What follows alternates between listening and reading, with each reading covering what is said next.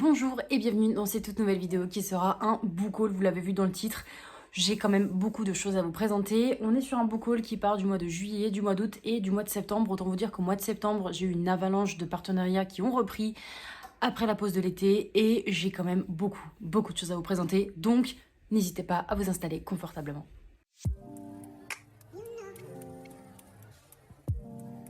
Je vais commencer par les partenariats. Alors il y en a un, je n'ai pas retrouvé le livre du tout, donc je ne vais pas vous le présenter, mais en gros j'en ai eu 4. La plupart c'était des partenariats d'auteurs auto-édités.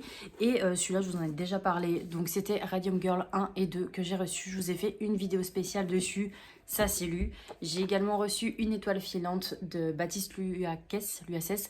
Pareil, je l'ai déjà lu, je l'ai déjà chroniqué. Et le dernier c'était Pluton que j'avais lu pendant ma semaine 7 jours 7 livres. Je vous invite à aller voir le vlog, je me rappelle plus de l'auteur, je suis désolée. On continue du coup avec mon gros craquage. J'ai été, je m'aperçois, de nombreuses fois du coup à Easy Cash et je me suis procuré quand même quelques bouquins. Alors attendez que je fasse un petit peu le tri en même temps. Ça c'est neuf, ça c'est neuf, ça c'est neuf, c'est neuf et le reste, ok, c'est Easy Cash. Donc j'ai été à Easy Cash, je me suis procuré un roman méga giga connu, Ne tirez pas sur l'oiseau moqueur d'Harper Lee. C'est un roman que je voulais lire depuis quelques temps, il était à moins d'1 €. On prend bien évidemment. Je me suis pris également un autre roman, alors celui-là je l'avais vu passer mais très peu de fois, Tokyo Vice de Jake Adelstein, et je crois qu'on est sur comment ça s'appelle, un journaliste qui va enquêter un petit peu sur des yakuza, et ça a l'air vraiment très bien. Je crois que c'est ça. Ouais. Il va faire une petite enquête sur un yakuza, le plus célèbre du Japon, mais aussi le plus dangereux. En tout cas, il a l'air vraiment bien. Les avis, c'est un petit peu entre deux, donc on verra si je kiffe ou pas. Je me suis également procuré un livre dont vous avez dû en entendre parler depuis quelques temps, Wilder Girls de Rory Power. Je ne l'ai toujours pas lu, je l'avais mis dans ma pile à lire pour le Pumpkin Autumn Challenge. C'est passé à la trappe. Mais voilà, en tout cas, c'est un roman qui me tente énormément et je fonce, même si les avis ne sont pas forcément ouf. Moi, en tout cas, il me tente, donc on garde. Et puis le dernier, du coup, je me suis pris un gros bébé, bon, qui est un petit peu abîmé, hein, ici, je vous le cache pas. Mais honnêtement, bah, il coûtait 3 €, donc ça m'a pas dérangé. Donc Bernard Minier, La Chasse. J'ai lu qu'un seul bouquin de lui. J'avais plutôt bien aimé, même si des fois, il y avait pas mal de longueur. Mais en tout cas, celui-ci me tentait plutôt bien. Donc à voir si je lis, parce que je crois que c'est une série... Enfin, les thrillers, ils aiment trop faire des séries où, au fait, t'as pas les numéros et tu te perds. Donc, on verra si je les lis dans l'ordre ou pas. Je me suis... Alors, c'est Maëva, du coup, ma copine, qui m'a donné Connexion immédiate de Marie H.K. Choi. Je sais pas si ça se prononce comme ça. Voilà, il me tentait plutôt bien, il était dans ma wishlist et du coup elles sont séparées, donc elle me l'a gentiment donné. Donc merci à toi Maëva. Et puis voilà, on verra quand j'aurai le temps de lire parmi ma pile à lire énorme. Ensuite, on passe aux achats. Alors, j'ai pas le numéro 1, je sais pas où je l'ai calé, mais je m'étais acheté le numéro 1 et mon copain m'a acheté le numéro 2 de L'Or Olympus de Rachel Smith. Et en fait, c'est les petits L'Or Olympus illustré. Donc j'ai trouvé ça super cool. Moi j'avais beaucoup apprécié. Et j'aime la mythologie. Donc forcément je me devais de l'acheter. Ensuite je me suis pris 3 romans neufs. Je me suis pris du coup Colleen Hoover, Cœur et âme pour faire ma collection de Colleen Hoover, bien évidemment. Je ne sais pas de quoi on parle. Je me suis pris aussi Girl, Serpent and Thorn de Melissa Bachardoust. Alors est-ce que ça se prononce comme ça? C'est un suspense. Je l'ai vu beaucoup passer ces derniers temps et je crois qu'on est sur de la romantasy, si je vous dis pas de bêtises. Je n'en sais pas plus malheureusement. Il était une fois une princesse qui avait reçu la malédiction d'empoisonner qui la toucherait. Donc ça m'a l'air plutôt pas mal, il fait moins de 400 pages, bon ça peut être parfait, il faut juste que je prenne le temps, comme tous les autres, de le lire. Et le dernier que je me suis acheté, c'est Les 10 000 portes de January de Alix E. Harrow. C'est une autrice que j'ai déjà dans ma pile à lire, que je n'ai pas encore découverte, mais je me suis dit pourquoi pas en acheter un deuxième. Bah vous me connaissez, hein, j'aime beaucoup acheter, j'achète beaucoup moins, mais celui-là me tentait plutôt bien, donc j'ajoute à ma palle. Là, on a fini le mois de juillet et au mois d'août, vous verrez, c'est un peu plus calme. Au mois d'août, on voit que les maisons d'édition ont mis beaucoup moins de livres en vente, bien évidemment.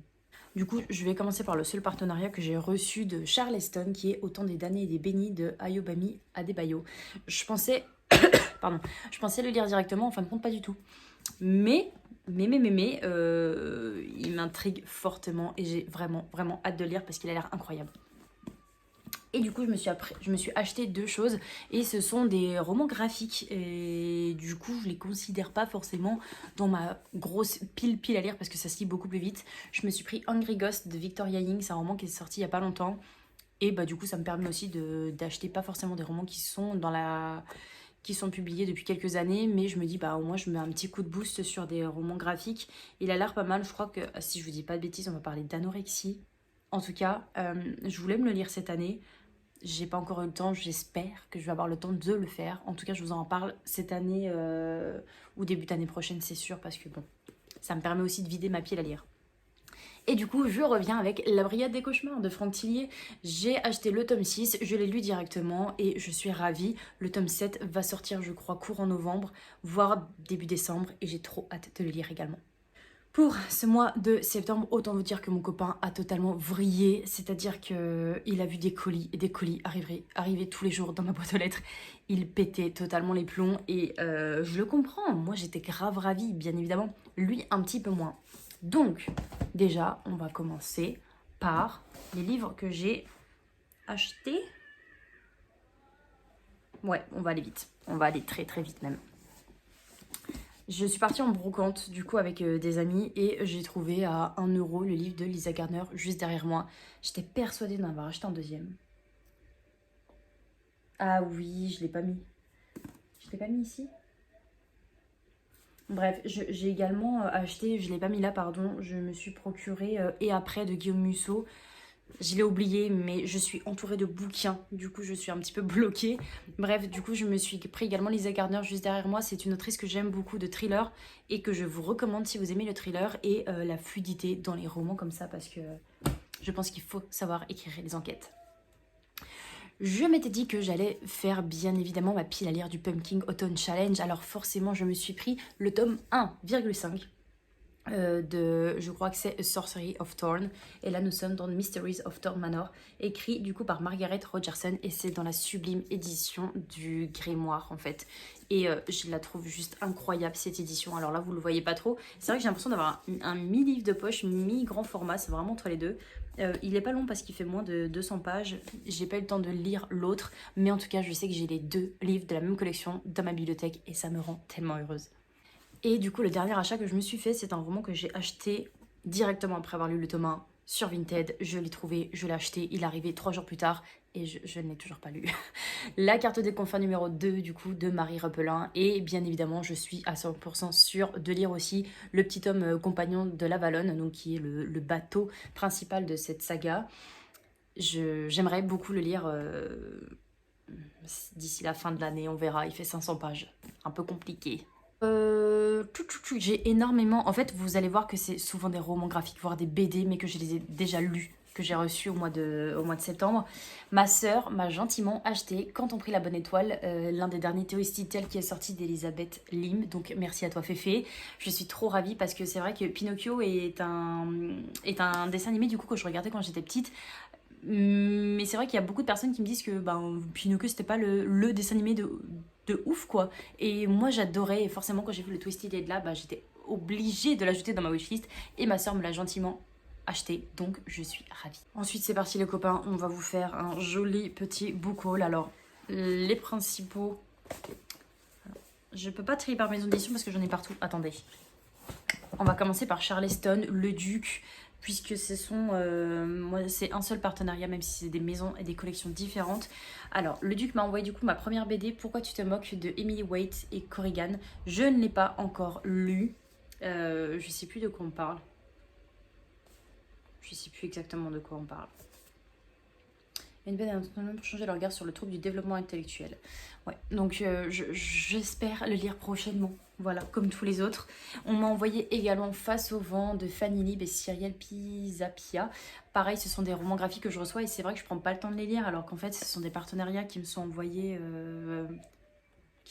gentiment, quoi. Donc je me dois de les lire aussi, hein, ça fait partie du travail. Et puis d'un côté, je me dis je prends pas le temps de lire assez. En fait, j'ai fait une avalanche en un week-end de romans graphiques et en fait, j'étais dégoûtée. Ça m'a enclenché une panne de lecture pendant plus d'un mois et demi. Et du coup, je me sens un petit peu triste parce que j'avais un bon rythme et tout. Et là, je vois qu'au mois de novembre, j'ai lu à peine 2 livres et je suis un peu déçue. Mais bon. En tout cas, ceux-là, je les ai pas lus. J'ai reçu également L'Appel des colonnes de Martha Hall Kelly. Je vous en ai parlé dernièrement, du coup, dans un update lecture, pardon. Et c'était juste une lecture incroyable. Donc, si vous avez l'opportunité de lire ce bouquin, faites-le parce qu'il est vraiment incroyable. On est sur des faits historiques, on est sur la Seconde Guerre mondiale. Un vrai bijou. Caroline Chavereau, du coup une autrice en auto-édition, m'a envoyé Racines cachées. Je vous en parlerai également peut-être dans un prochain update lecture, voire celui d'après parce que je dois le lire pour le 11 décembre, donc ça arrive gentiment. Voilà, il me tentait plutôt pas mal. Je l'ai eu sur l'application Simplement Pro. Je vous en parle prochainement avec un détail du résumé, bien évidemment. Ensuite, on va passer du coup à un partenariat qui était vraiment exceptionnel. Puisqu'en fait, il y a la maison d'édition Rue de Sèvres qui m'a envoyé un petit mail en me disant, en me demandant en fait si je voulais choisir parmi leur gros catalogue des bouquins qui sortaient. J'ai claqué, vraiment, j'ai craqué mon slip. J'ai pris principalement des BD pour Sacha ou des romans que je pouvais lui lire, mais je me suis pris aussi des petits bijoux pour moi, bien évidemment, autant en profiter. Le premier, c'est un roman graphique qui s'appelle Milo et les créatures du Grand Escalier. Donc c'est publié chez Rue de Sèvres et du coup c'est écrit par Ben Act. Donc là on est dans un roman qui est graphique. Je pensais que c'était une petite BD à la base, mais en fait non, pas du tout. C'est un roman un peu plus épais. J'ai hâte de le lire. Je voulais le lire en fait pour Halloween, la période comme ça et tout, mais j'ai pas eu le temps. Et puis avec la panne de lecture, c'était un peu compliqué. Ensuite, je crois que c'est la couverture qui m'a fait craquer. Admirer cette beauté. Adam et le fameux cirque Von Trapèze de Ziga X Comeback et Maja Kastelik. Franchement, j'ai vu la couverture, je me suis dit, waouh, il est sublime. Et en fait, c'est vrai que pour Sacha, j'aimerais lui acheter ce genre de bouquin plus tard. Et voilà, donc je commence aussi à profiter de mes partenariats pour faire ma bibliothèque pour Sacha. Donc moi, bien évidemment, je vais les lire avant, je vais les chroniquer pour qu'ils aient un retour et pour que vous puissiez voir si ça vous plaît ou pas. Mais en tout cas, je suis ravie d'avoir l'opportunité de faire plaisir à Sacha aussi à travers mes partenariats parce que c'est aussi important, la lecture, quand on a des enfants, quoi. Et je vois que Sacha a une très grande bibliothèque. Un petit bouquin que j'ai pris pour elle également, c'est Quel train incroyable de Tomoko Omura. Et en fait, on va suivre une petite histoire d'un fils et sa mère. Je suis en train de me mettre le livre dans la tête. D'un fils et sa mère, en fait, qui prennent le train. Et en gros, c'est un train avec des pages qui se déplient. Je sais pas si on va voir. Alors, attendez, parce que je suis pas très douée. Je suis sûre, je vais jamais tomber sur la page qui se déplie. Bon, bref. Source sûre, le train se déplie et il y a pas mal d'animaux dedans, il y a plein de petites choses dans le train, donc il a l'air assez sympa aussi pour les enfants. Après, j'avoue, je le donne pas forcément à Sacha parce qu'elle a 1 an et demi et quelques. Et forcément, elle m'arrache toutes les pages. Donc non, je ne vais pas lui laisser les bouquins maintenant. Autre livre que j'ai pris, bien évidemment pour la couverture, regardez-moi ce bijou, je sais pas si vous voyez. Ici, ça s'appelle Ning et les esprits de la nuit, écrit par Adriana Fang. Et franchement, pareil, un petit bijou. Il est incroyable. Je vous en parle prochainement sur mon Instagram, donc restez connectés sur mon Instagram. Je suis beaucoup plus active. Je parle de mes lectures en story, je fais beaucoup plus de posts. Maximum 3 par semaine, ce qui est déjà pas mal. Donc n'hésitez pas à me suivre dessus. Un roman que j'ai déjà lu, Au nom du fils dans l'enfer de la prison de San Pedro. On va suivre du coup un papa qui va tout faire pour être enfermé dans la prison de San Pedro parce que son fils a été assassiné et il veut retrouver l'assassin. J'ai énormément apprécié ce bouquin, cette BD même, qui est très épaisse, hein, on va pas se mentir. Mais franchement, c'est un vrai petit bijou. Je vous en ai parlé pareil sur mon Instagram, donc n'hésitez pas à aller faire un tour. On arrive sur la fin, je vous rassure. J'ai reçu également Slum Kids, du coup, Petit Rapace. C'est écrit par... Je sais pas trop. Je crois que c'est Slum Kids, en fait. Je sais plus. Je n'y ai pas forcément marqué. Des enfants un peu livrés à eux-mêmes, qui vivent dans une décharge. J'ai pas forcément kiffé, notamment les dessins, les schémas, l'histoire en elle-même. J'ai pas forcément adhéré. Je vais bientôt le mettre, je pense, dans une boîte à livres. Parce que non, j'ai pas kiffé, ou même sur mon Vinted, je pense que je verrai, mais il faut juste que je prenne le temps de le faire. En tout cas, voilà, j'aurais essayé et ça l'a pas fait pour moi. Et enfin, la dernière BD que j'ai reçue, c'est tiré d'un roman graphique, enfin d'un roman tout court, pardon, La Neige en deuil de Dominique Montferry, d'après le roman d'Henri Troya. Alors moi, je ne connaissais pas du tout le roman. J'ai eu la chance de pouvoir le découvrir à travers la BD. C'est une BD qui est très très bien illustrée, que j'avais beaucoup aimée. Mais c'est vrai que pour le coup, je me suis dit, ah, j'aurais peut-être dû lire le livre avant, parce que j'aurais trop kiffé me mettre vraiment dans les personnages, me mettre dans l'histoire, le côté très suspense, qu'est-ce qui va se passer, avoir encore plus de détails. Mais en tout cas, j'ai été ravie et la BD est juste énorme. Je sais pas si vous voyez, mais j'aurais fait 2 fois ma tête. Bon, bref, voilà. Un bon petit point pour cette BD que j'ai beaucoup apprécié. Je vous ai fait mi-book haul, mi-update lecture, mais c'est vrai que j'ai tellement de bouquins et tellement de retard dans mes updates lecture que je ne vous présente pas forcément les romans graphiques comme ça. Je pars du principe où si je les présente déjà sur Instagram, c'est déjà pas mal. Et voilà. Donc n'hésitez pas à me joindre. Enfin, à me rejoindre dessus.